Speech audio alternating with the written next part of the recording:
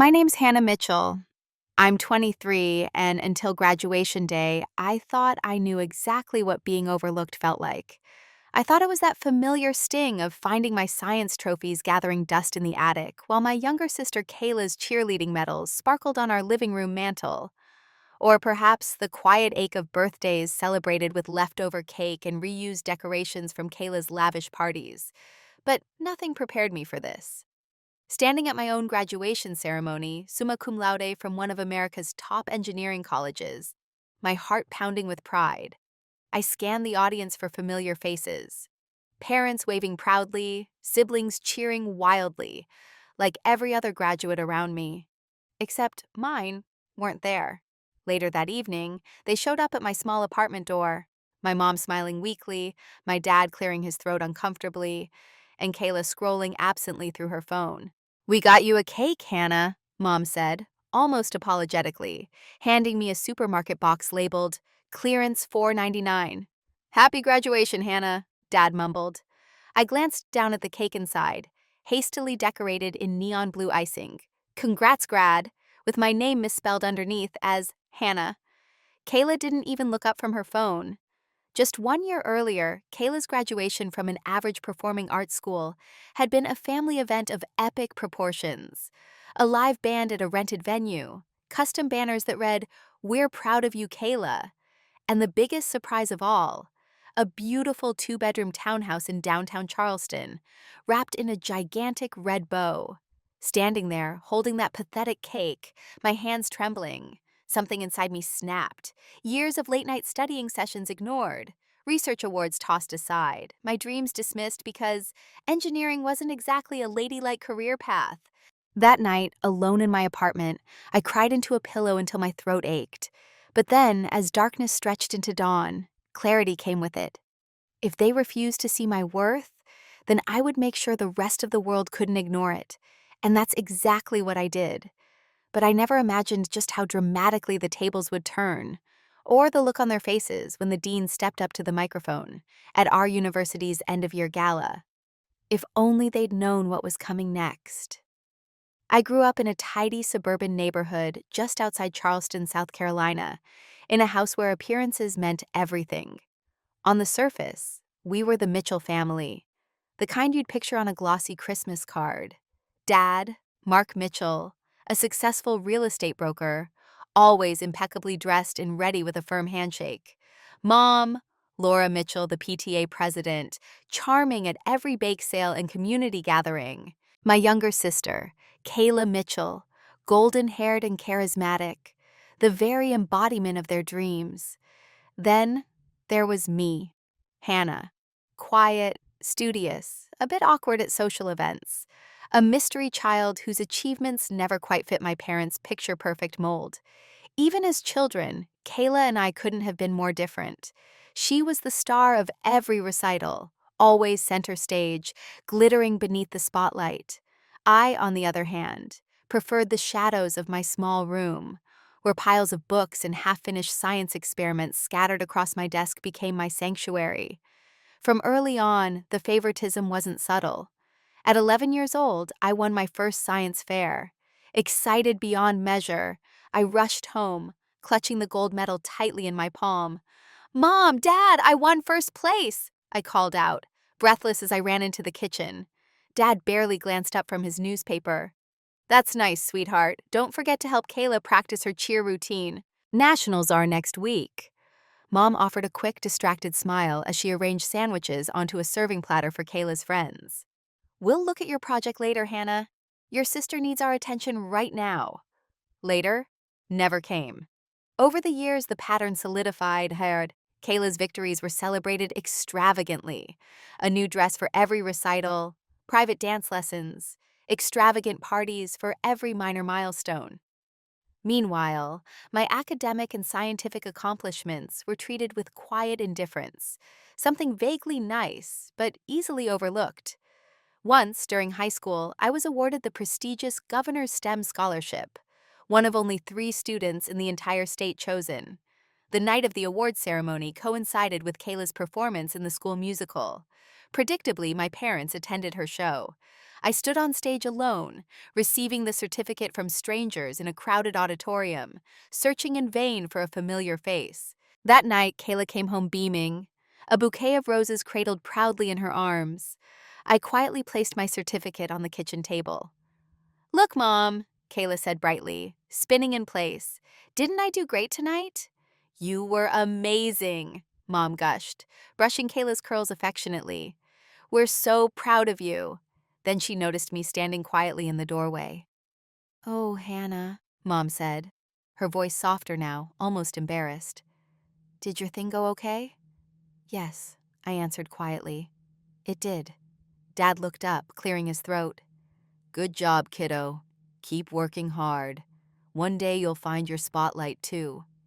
His words felt empty, practiced, a line delivered to ease his own guilt more than to comfort me. Later that night, alone beneath the dim glow of my bedroom lamp, my grandmother Evelyn Mitchell called. She was the only one who ever really saw me. "Did they show up, sweetheart?" Her gentle voice asked, already knowing the answer.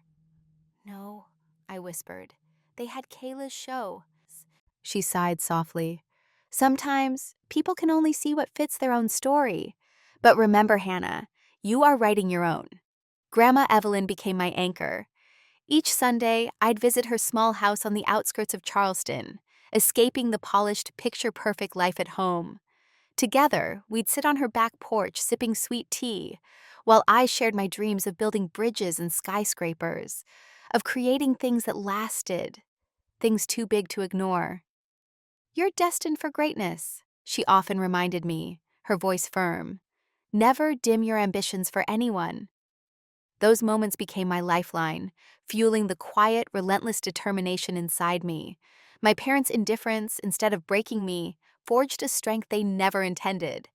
Each overlooked accomplishment added fuel to my inner fire, pushing me harder toward a future I was determined to create on my own terms.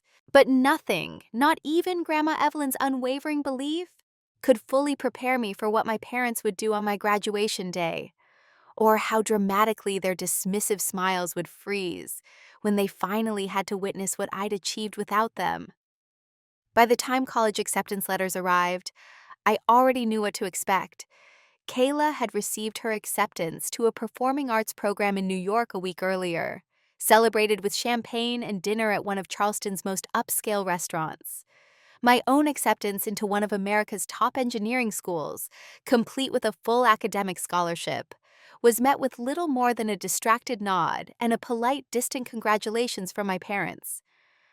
"We always knew you'd do fine, Hannah," Dad said absently, barely glancing up from his phone. "You've always been so self-sufficient." Self-sufficient. A word I'd grown to quietly resent, code for something else entirely. Invisible. As Kayla packed boxes filled with new clothes, expensive decor, and kitchen gadgets that Mom excitedly purchased for her cozy townhouse near campus, I quietly loaded secondhand suitcases with essentials, used textbooks, a worn laptop, and basic clothes purchased from discount stores with the money I'd earned working part-time at a coffee shop. The night before I left, my mother knocked softly on my bedroom door. For a brief moment, hope flickered in my chest. "Did you need something?" I asked gently, turning from the desk where I'd been packing. She hesitated, then awkwardly handed me a small envelope. "For your travels. It's not much, but it'll help, I suppose." Inside was a $20 bill. My throat tightened painfully as she walked away without another word. It wasn't the amount that hurt. It was knowing that Kayla's allowance was enough to fund weekly spa treatments, designer clothes, and luxury dinners, while I counted pennies to make sure my grocery budget would last until my next paycheck. The reality of college hit hard and fast. My freshman year quickly became a blur of endless classes, late-night study groups, and multiple part-time jobs. My schedule was relentless: early mornings serving coffee before dawn, afternoons buried deep in engineering lectures, and evenings spent tutoring other students to earn extra cash. Sleep became a luxury I could rarely afford. Still, despite every obstacle, something remarkable began happening. I thrived. Engineering, I discovered, wasn't just a major, it was a passion. Classes like structural dynamics, materials science, and urban design spoke directly to me, igniting an intellectual excitement I'd never felt before. Professors noticed my quiet determination and relentless work ethic, and soon, doors began opening. Professor Samuel Carter, my structural engineering instructor, became one of my biggest advocates. One afternoon, as I worked late in the lab, exhausted but stubbornly determined to complete a complicated stress analysis project, he approached quietly. "Hannah, have you considered applying for the National Engineering Innovation Award?" he asked, setting a brochure gently on my workspace. I glanced up, surprised. "That's a national competition," I said hesitantly. "Do you really think I have a chance?" Professor Carter smiled warmly. "If there's anyone here who can handle this, it's you. The judges look for creative solutions to real-world problems. I've seen your work, you've got that kind of creativity." The possibility lingered, whispering softly to my weary heart. That night, sitting alone in my tiny dorm room, I carefully opened the brochure and felt something unfamiliar and exhilarating: hope. Over the next several weeks, I poured every spare second into creating a project proposal. The idea was personal: a low-cost modular bridge design meant to help communities devastated by natural disasters rebuild quickly and affordably. On the day I submitted the final application, Professor Carter called me to his office. My heart raced as he handed me a letter. "Congratulations, Hannah! You're officially a finalist." Tears blurred my vision, and I realized, for perhaps the first time, that my future wasn't limited by my family's inability to see me. I was carving my own path, inch by inch, bridge by bridge. I sent a quick text to Grandma Evelyn, who immediately replied with her characteristic warmth. "I always knew you'd build something beautiful. Proud of you, sweetheart." That evening, as I sat in the dim glow of my room, I finally allowed myself to believe something powerful: that perhaps my parents' lack of faith had given me an unexpected strength, a hunger that drove me further than I'd ever imagined possible. But the greatest test was still ahead. None of us, least of all me, could anticipate just how dramatically my world was about to shift, or how completely I'd change the way my parents viewed me forever. The morning I found out I'd won the National Engineering Innovation Award, I was halfway through my shift at the bookstore near campus, restocking a display of overpriced exam prep guides. My phone buzzed in my apron pocket, and when I saw the sender, Professor Carter, my heart leapt. The email was brief, but the words felt like fireworks exploding inside my chest. "Congratulations, Hannah! You've been named this year's recipient of the National Engineering Innovation Award. Your bridge design impressed all 3 rounds of judges. The university will be honoring you during commencement. More details to come." I stood there frozen, gripping a copy of Thermodynamics for Engineers as tears welled in my eyes. All the sleepless nights, all the missed meals, the self-doubt, the loneliness, it was all leading to this moment. I called Grandma Evelyn first. She cried louder than I did. Then came the email from the Dean of Engineering.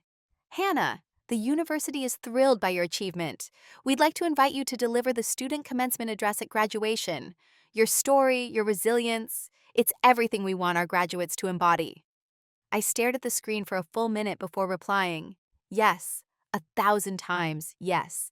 In the following weeks, everything began moving at once. My bridge design and story were featured in the university's newspaper and shared widely on social media. Local news picked it up. Then, to my absolute disbelief, I received a message from Echelon Infrastructure Group, one of the most respected civil engineering firms in the country. They had read about my award. They wanted to offer me a position, 6 figures, full benefits, relocation assistance, a mentorship program. My jaw dropped as I read the offer letter. I thought about telling my parents, and then decided against it. They hadn't asked about my major in 4 years. Why should I hand them my success now? But the university had other plans. 2 weeks before graduation, I received the official itinerary. A full page was dedicated to the student address by Hannah Mitchell, and directly beneath it, in bold letters, "Special Honors Presentation." National Award recipient and University Ambassador Hannah Mitchell. I knew my parents would attend, if only because Kayla had told them. She texted me out of the blue a few days earlier, asking if the rumors about the award were true. When I confirmed, her reply had been simple but sincere. "Wow, Hannah, I had no idea. I'll be in the front row cheering you on." The morning of graduation, the sky was a perfect blue. As I pulled on my gown and carefully pinned my mortarboard into place, I could hardly breathe. Grandma Evelyn handed me a gift, an elegant white stole, hand-embroidered with one simple phrase, "Engineered by heart." We both cried. As I arrived at the ceremony, hundreds of families milled about, taking pictures, adjusting caps, laughing. I scanned the crowd and spotted Kayla first, then my parents. My mom wore a bright yellow dress and a plastic smile. Dad stood stiffly in a suit I recognized from Kayla's graduation. They looked past me, until the university president stepped up to the microphone and said my name. "This year's student speaker is a shining example of perseverance, intellect, and the quiet power of determination." As I rose from my seat and made my way to the stage, I caught my parents' faces. Mom's mouth fell open. Dad blinked like he wasn't sure he'd heard right. The student they hadn't celebrated was about to speak to 10,000 people, not just about her journey, but about theirs. And they were finally going to hear what it had cost me to get here. I stepped up to the podium, heart pounding like it might burst out of my chest. The crowd of thousands blurred before me, rows upon rows of caps and gowns, camera phones held high, proud families waiting to cheer. Somewhere in the second row, my parents sat frozen, Mom's smile now flickering with confusion, Dad stiff and unreadable. But I didn't look at them. I looked toward the back, where Grandma Evelyn sat, tiny and radiant in a navy blue dress. She gave me a single nod, the same way she always had when I was a kid presenting science fair posters on her kitchen table. That one nod said, "You've got this. Now speak your truth." I gripped the sides of the podium and began. 4 years ago, I arrived on this campus with a backpack full of secondhand textbooks, a worn-out laptop, and a heart full of doubt, not about what I wanted to do, but about whether I belonged here at all. A hush fell over the crowd. My voice, steady now, carried across the arena. "My name is Hannah Mitchell. I'm the first engineer in my family. I'm also the first in my household who had to figure out how to pay for everything on her own. Tuition, rent, groceries, books, and still, somehow, I got here." I paused, letting the silence settle. I didn't get here with private tutors or college consultants. I got here by waking up at 4 a.m. to brew coffee before class, by finishing lab reports during my lunch breaks, by building bridges, on paper and in life, that no one else believed I could cross. I glanced down briefly, then looked out again. A few months ago, I submitted a design for a low-cost, disaster-resilient bridge system for rural communities. That design won the National Engineering Innovation Award, and that same project led to a job offer I couldn't have dreamed of 4 years ago. The audience erupted in applause, but I continued, clear, calm, measured. But more than any award, the biggest thing I've built here is belief. Not belief from others, because truthfully, I didn't have much of that, but belief in myself, in the quiet voice that said, "Keep going even if no one claps." In the front row, I caught a glimpse of Kayla. Her hands were clasped together, eyes shining with tears. My parents, however, looked like statues. Then came the twist no one expected. As I stepped back from the microphone, President Langston returned to the stage. "Ms. Mitchell's story is not just one of academic excellence. It is one of extraordinary resilience. Today, we are proud to announce two special honors." He turned toward me, beaming. "First, Hannah Mitchell is this year's recipient of the Presidential Medal for Student Leadership and Impact. And second, starting next fall, the Hannah Mitchell Resilience Scholarship will be awarded annually to students who, like her, achieve greatness in the face of personal and financial adversity." A thunderous standing ovation rose behind me. I froze. For a long moment, all I could do was blink back tears. Then I glanced at my parents. Their faces were pale, stunned. My mom's mouth moved as if to say something, but no words came out. My dad rubbed his hands together, eyes wide, as though the realization had finally landed. The daughter they had overlooked was now the name on a scholarship. Kayla was standing now, clapping hard, crying openly. And Grandma Evelyn? She stayed seated, but her smile could have lit the entire arena. As the final notes of the recessional played and graduates began tossing their caps in the air, I felt a strange mix of adrenaline and exhaustion wash over me. The applause had faded, the crowd was dispersing, and yet my heart beat louder than ever. I took a deep breath and stepped down from the stage. Kayla found me first. "Hannah!" she called out, running up and throwing her arms around me. I hadn't expected the embrace. I stiffened for a moment before slowly returning it. Her cheeks were damp with tears. "That was incredible," she whispered. "I'm so proud of you. And I'm so sorry I never really saw it before." I looked at her, really looked at her, and saw something unfamiliar in her expression. Humility, regret, and maybe something more, admiration. "It's okay," I said softly. "You see it now." Then came the moment I'd both dreaded and anticipated. My parents approached. Dad, still in his Navy suit, tried for a smile that didn't quite land. Mom, a bit disheveled now, kept smoothing the front of her dress as if fabric could fix what had just unraveled. "Hannah," Dad began, his voice uneven. "We had no idea." Mom jumped in.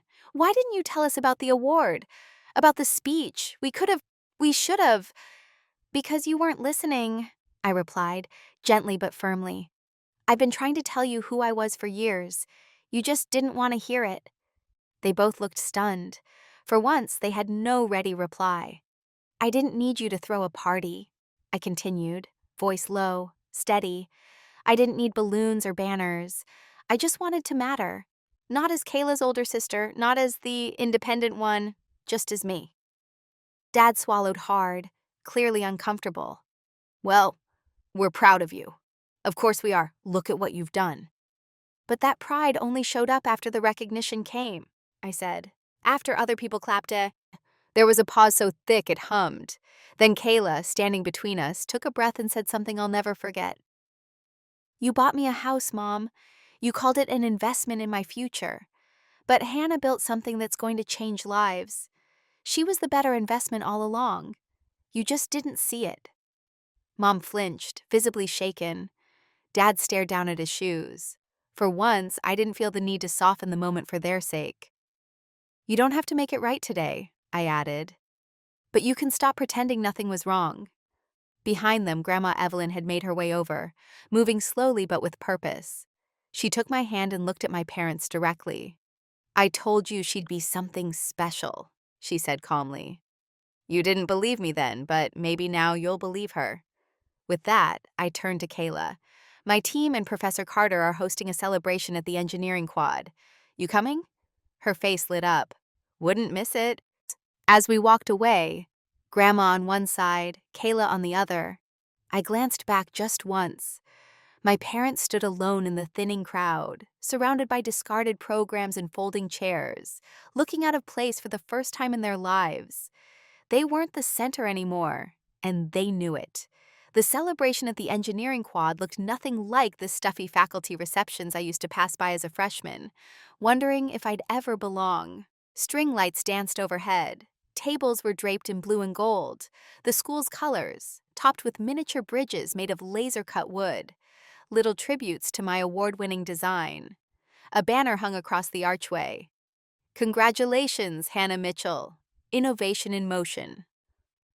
As I stepped into the crowd, something shifted inside me. Not fear, not even pride, just a deep, full sense of arrival. I wasn't hoping to be seen anymore. I was seen. Professor Carter approached with a grin, 2 glasses of sparkling cider in hand. "To our resident bridge builder," he said, raising one. "You've not only built something brilliant, you've built yourself, brick by brick." I smiled as we clinked glasses. "Thank you for always believing in me," I said, "even when I didn't fully believe in myself yet." "I didn't do anything extraordinary," he replied. I just paid attention. You did the heavy lifting. The room buzzed with laughter and chatter. Zara, one of my research partners, waved from across the buffet table. You're famous now, Mitchell, she called out. There's a line forming just to talk to you. Kayla chuckled. You're kind of a big deal, huh? I shrugged, grinning. Guess it finally got out. We moved toward a quieter corner where Grandma Evelyn sat, now surrounded by faculty and students. She looked entirely in her element, nodding thoughtfully as someone explained a robotics prototype, then laughing warmly at a student's story about finals week chaos. When she saw me, her face lit up. This is the proudest I've ever been, Hannah, she said, taking my hands. Not because of the awards or the speech, but because you stayed kind, even when the world gave you every reason not to be. I swallowed hard. I couldn't have done it without you, Grandma. You were my lighthouse through every storm. She gave a soft smile. Then go shine for others now. The dean of the engineering school joined us next, clapping me on the shoulder. That speech was a turning point for our campus. We've already received dozens of emails from students and parents saying it helped them see things differently. I never imagined it would have that kind of reach, I said honestly. That's because you didn't build your life for applause, she replied.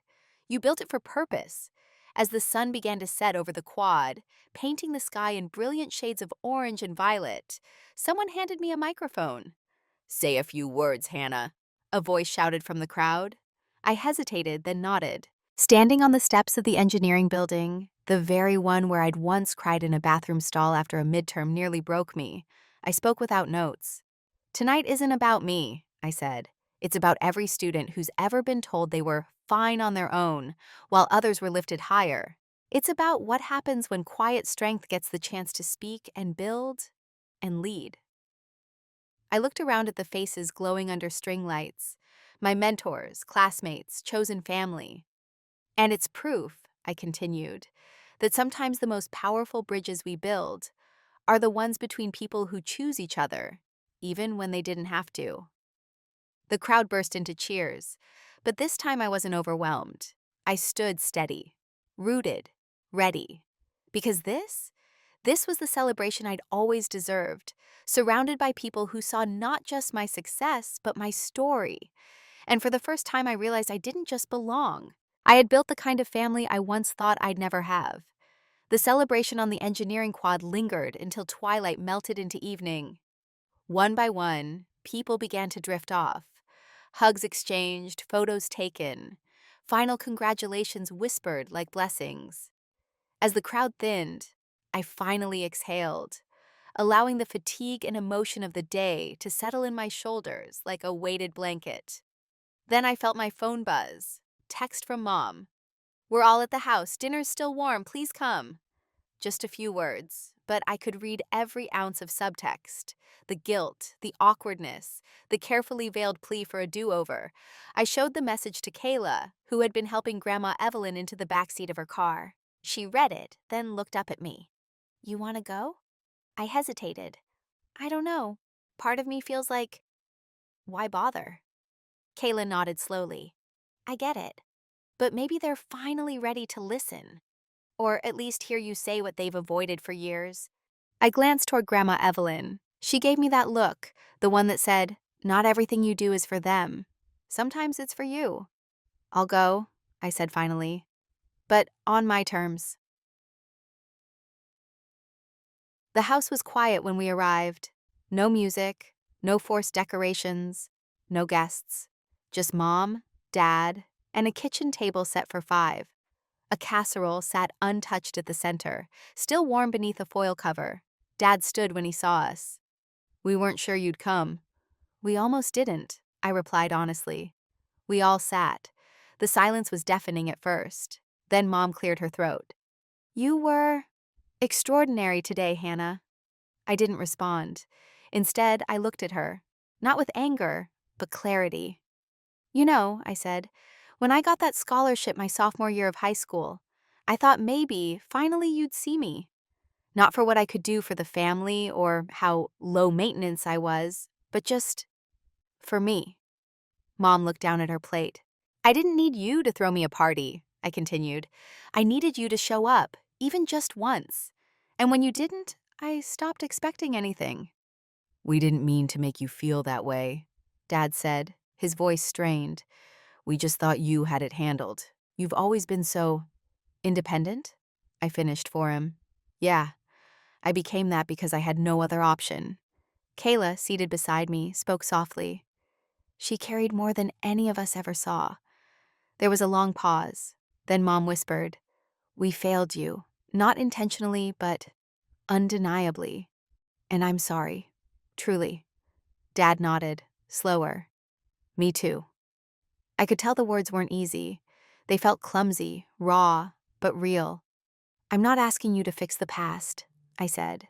You can't, but if we're going to move forward, I need you to understand that what I built, my career, my business, my life, I did it without your support, and I'm proud of that. You should be, Mom said, eyes misting. You really should be. We ate quietly after that. For once, there were no comparisons. No mentions of Kayla's accolades, no interruptions, just space. At the end of the meal, Dad reached into his pocket and handed me a check. It's not much, he said, but we'd like to contribute to wherever you're headed next. A gesture, not a bribe. I looked down at it, then slid it back across the table. I'm covered, I said, smiling faintly. But thank you for finally offering. Grandma Evelyn, who had remained quiet until then, leaned in and said, The true gift, Mark Laura, is that she no longer needs your approval to know her own worth. But if you're lucky, she might still let you be part of her life anyway. As we rose to leave, Kayla looped her arm through mine. Ready? I nodded. Outside, the night was cool. The street lamps cast long shadows on the pavement, and I felt, maybe for the first time, a sense of peace with the road behind me. Not because it was perfect, but because I had survived it and redefined what family meant on my own terms. 3 weeks after graduation, I stepped into the gleaming glass building of Echelon Infrastructure Group, a place I used to read about in trade journals between coffee shop shifts. Now, I had my own ID badge, an office with my name on the door, and a starting salary higher than both my parents' incomes combined. But that wasn't the part that meant the most. What mattered more was that I walked into that building knowing I had earned every step of this journey, without shortcuts, without family favors, without ever being the golden child. Still, I never forgot what it felt like to be unseen, and I knew there were others like me, students carrying entire worlds on their shoulders, working nights, navigating FAFSA forms alone, borrowing textbooks, and pretending everything was fine when nothing was. So, with a portion of the award money from the National Engineering Innovation Award and my first performance bonus, I did something bold. I created the Evelyn Grant Foundation, named after my grandmother, my unwavering constant, the one who believed before anyone else did. The foundation's first initiative, the Hannah Mitchell Bridge Builder Scholarship, designed for first-generation college students pursuing STEM, with preference given to those supporting themselves financially or overcoming family hardship. When I called Grandma Evelyn to tell her, her voice cracked. You turned pain into purpose, sweetheart. That's a rare kind of strength. Most people just survive. You built something better. A few weeks later, I was invited back to my alma mater to present the scholarship in person. Walking through campus now felt different, familiar, but no longer filled with ghosts. The same brick buildings, the same classrooms, but I wasn't the exhausted girl rushing between shifts anymore. I was someone students recognized, someone they looked up to. When I stepped into the small auditorium for the scholarship announcement, a dozen hopeful applicants sat in the front rows. One in particular caught my eye. A young woman, no older than 19, nervously twisting a pencil between her fingers. Her name was Jasmine Lee. She worked 2 jobs, studied civil engineering, and commuted 90 minutes each day to campus. Her application essay had moved me to tears. I announced her name as the first recipient. As she stepped up to receive the award, her hands trembled. She whispered, I didn't think anyone saw me. I smiled, holding her gaze. I did. I see you. Afterward, as the crowd mingled, Dean Foster approached. You know, she said, This will ripple further than you realize. Students who feel invisible will now have a name, your name, reminding them they're not alone. That night, back at my apartment, I opened a text from Kayla. Just read the article about your foundation. You never stop surprising me. Can we get lunch next week? I want to hear about the next bridge you're building. And from my mom, I donated to the scholarship fund today. I know it's not enough, but it's a start. Small steps, honest ones. And I welcome them, not because I needed validation anymore, but because I had built a life that no longer depended on it. Standing by my window, the city glowing below, I thought about how far I'd come, not just in distance or career, but in understanding. That success isn't just about proving people wrong, it's about proving yourself right, even when no one else believes in you yet. And once you do that, you become unstoppable. 1 year later, I stood on the same footbridge I had designed as a freshman, now a real structure on the outskirts of a flood-prone town in rural South Carolina. It wasn't grand or flashy, but it stood strong, just like me. A plaque at the entrance read, "Built for those who carry more than their share and still keep walking." As I watched a group of school children cross it laughing, backpacks bouncing against their shoulders, I thought about every moment I almost gave up. Every night I cried quietly into a pillow. Every shift I worked instead of going home for the holidays. Every time I watched my parents beam at Kayla and wondered if they'd ever look at me the same way. And I realized none of that hurt defined me anymore, because the real turning point wasn't the award, or the applause, or the job offer. It was the moment I stopped trying to earn someone else's approval and started believing in my own value. If you've ever felt like the forgotten one, the invisible sibling, the underestimated student, the quiet striver in a world full of loud victories, this story is for you. You are not invisible.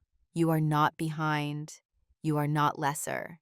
And most importantly, you are not alone. Sometimes the greatest thing you can do is build the bridge that no one thought you could. Not to prove them wrong, but to prove to yourself that you were always worthy, long before they noticed. If this story resonated with you, if you've ever been told to just be grateful, or felt like your quiet strength wasn't enough, leave a comment below. Share your journey. Let others know they're not walking alone. Tell us, what's the biggest thing you've built, even when no one believed in you? Like this video if you've ever had to fight for recognition. Subscribe to our channel for more stories of unseen strength, quiet resilience, and the victories no one claps for. Until now. And remember, you don't need permission to succeed. You just need the courage to keep building. We'll see you in the next story. Until then, keep walking, keep building, and never forget you are enough.